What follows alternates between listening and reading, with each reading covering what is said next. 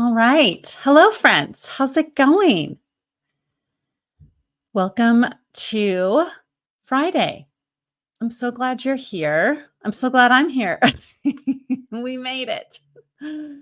I'm in this big sweatshirt today because it's been a little chilly here, actually, which is kind of weird for July. I'm like, whatever month we're in, I have no idea.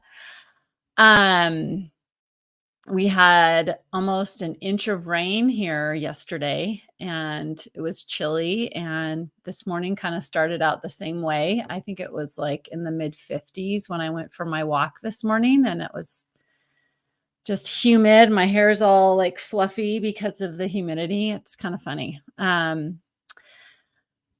it's gonna warm up, and we'll be in the mid-80s, so it's gonna warm up nice. So I'm gonna probably have to change here in a little bit, but wanted to come on and say hello and talk about just kind of report back on an experiment I have been doing with myself and my business. I love experimenting, and I'm always like I think of myself as like my own guinea pig. So I'm always like experimenting with new ideas and new things and testing things out. And then I get to share them with you and share them with my clients and create tools and things that I use to help my clients get better results in their businesses. So, one of the things I've been experimenting with recently is organizing my time.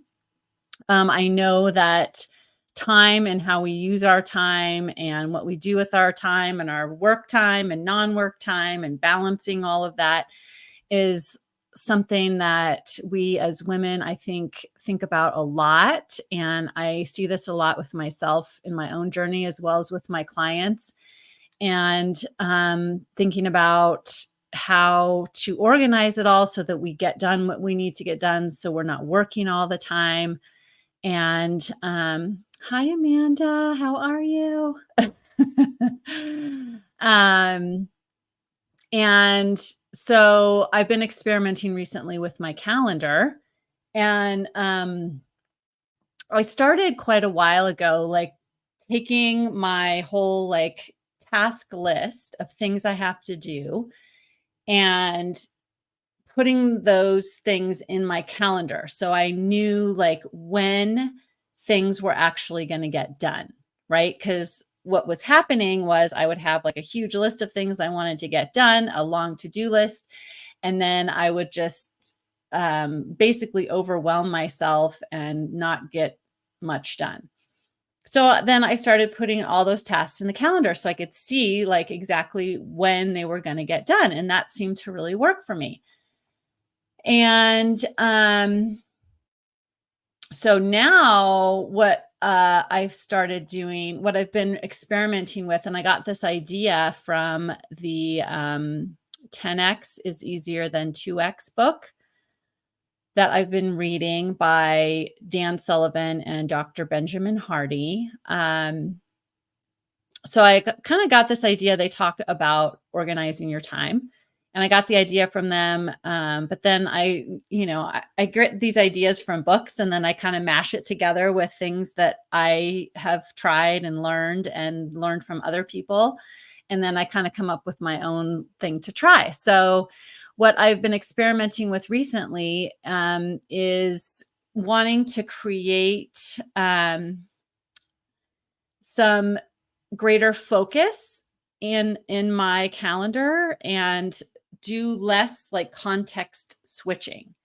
So like going from very public things to very thoughtful work, back to public things, to email, to scrolling on social, like all of that context switching did not feel very streamlined and focused to me. So, what I've been experimenting that I read in this book was creating large blocks of time for focused work. So, I started putting like activities together in my calendar. So, this is what my schedule now looks like. I coach all of my clients in 3 days a week. So I have all my coaching like stacked together. And so I can kind of get into that zone of coaching genius and have all of that together. And I feel like, on the one hand, my brain was like, oh my gosh, we don't have enough energy for that. There's no way that's going to work. And then on the other hand, it's like, all right, when I start coaching, like I am ready. And, I am able to help everybody, all of my clients at once. And then all of that energy kind of builds on itself. It's really interesting because I was thinking I would just be totally wiped out, which mentally, I do um, get tired, but it's tired at the end of the day. But I'm tired at the end of the day anyway. So, but I like stacking it all together because I feel like my clients actually get better coaching because I'm just kind of in that zone for those 3 days. And then I'm also taking what I'm learning and with and create content using that. So that is very valuable content that I create in those 3 days, right? I usually am creating ideas and then I'll tell you more about how I build those out. But so I'm coaching all of my clients back to back in the first 3 days of the week. And I actually have coaching slots open, by the way. If you're interested, reach out to me. I would love to chat with you about coaching privately with me. So in the slots that I have open, I am marketing and selling to fill those slots. So, my first 3 days are like my favorite days because I love coaching. And so, then on Thursdays, I am hosting networking events and building my community of women entrepreneurs. I'm a managing director for our local chapter of eWomen Network. And so on Thursdays, I focus on building that part of my business. And so I love that. Like I can be focused on thinking about developing that part of my business, right?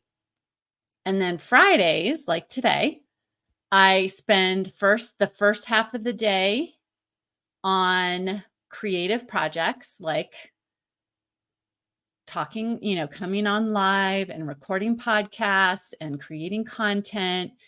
And so I'm loving that. And then Friday afternoons are like a full block of like inside, or I call it as Michael Hyatt would call it, backstage work. So I'm evaluating the week and looking at my numbers and paying invoices or just doing some of that back office type work and getting to focus on that. Not so much today because I'm getting a facial, which I love that. And I have a couple other appointments, but in general, that's kind of like how I've created my air quotes here are my ideal week. And so and then I leave my office at 6 p.m. at the latest. And then I have my evenings for family time and chores and cooking dinner and me time and recovery time, which is also very important, right? So a typical day for me starts early, like at 5:30 or 6 in the morning, maybe 6:30 if I played hockey the night before. And most days I'll have like 90 minutes in the morning where I will journal and pray and go for a walk, exercise, do yoga, just time focused on mental and physical fitness, I guess is what you would call it. And then I'll start my workday at 9 a.m.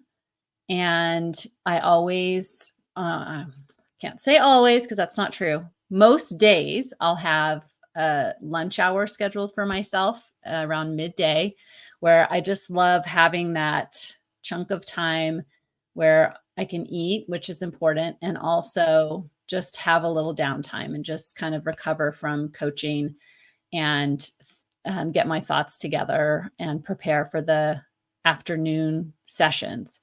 So I love that. And so I'm really feeling like this schedule is really supportive of my energy and also my most productive time. So, what my goal was in trying this out is to have the greatest amount of focus and value created during my work hours, right?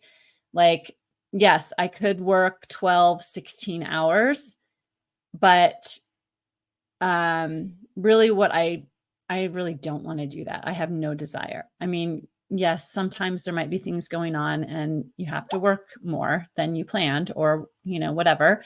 But I would rather have concentrated pieces of highly valuable focused time than like long, long hours of just working on stuff, right? So that's what I've been thinking about. And so this schedule that I have now, I feel like is really supporting that goal, that I can feel the most focused. So I don't necessarily have to have like, I mean, obviously I still have my Asana and the tasks listed out in there that I'm doing, but now I have these huge blocks of time where I know I'm going to be focusing on those things.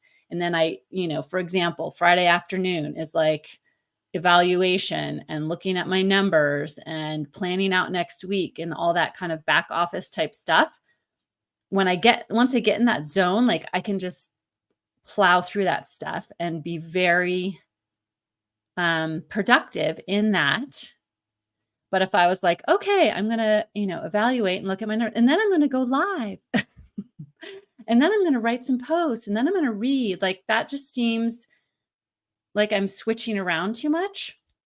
So I really like this idea of like stacking up the things that are alike, kind of like front stage things with front stage things. That's a Michael Hyatt term. I don't know if he says on stage or front stage or something like that, but it's basically like the public things activities that we're doing, that we're serving our clients, that we are creating new things. And it's 11:11.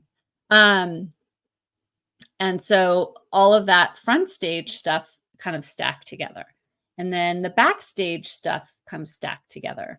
And then recovery time, which is equally as important, put together. So for me, my recovery starts, I have that kind of midday little mini recovery.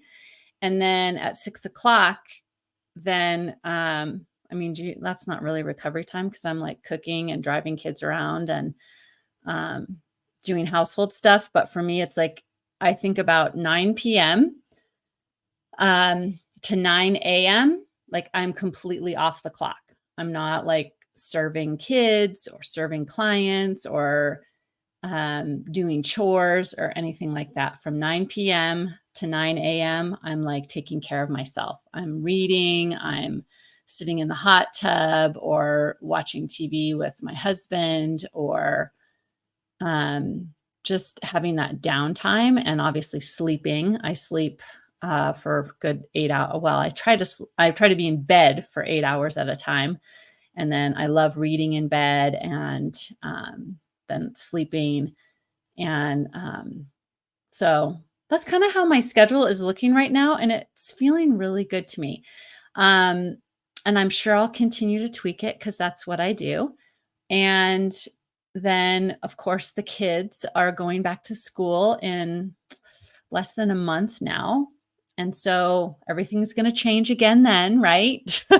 So it's always a matter of experimentation. But I think what I'm learning right now is I really like these stacking the like activities together. So I wanted to share that with you because it feels to me like I'm able to get the most value for that time, right? That I'm spending on my work time. And I'm hoping that that will help me to create, all the things I want to create. Cause I feel like I always have like a list a mile long of things and ideas of what I want to be creating. And never seem to get to all of it, and that's completely normal. So maybe this will help me. I don't know, but I wanted to share it with you, and I hope you're having a fabulous day, and I wish you a wonderful weekend. I hope you're celebrating.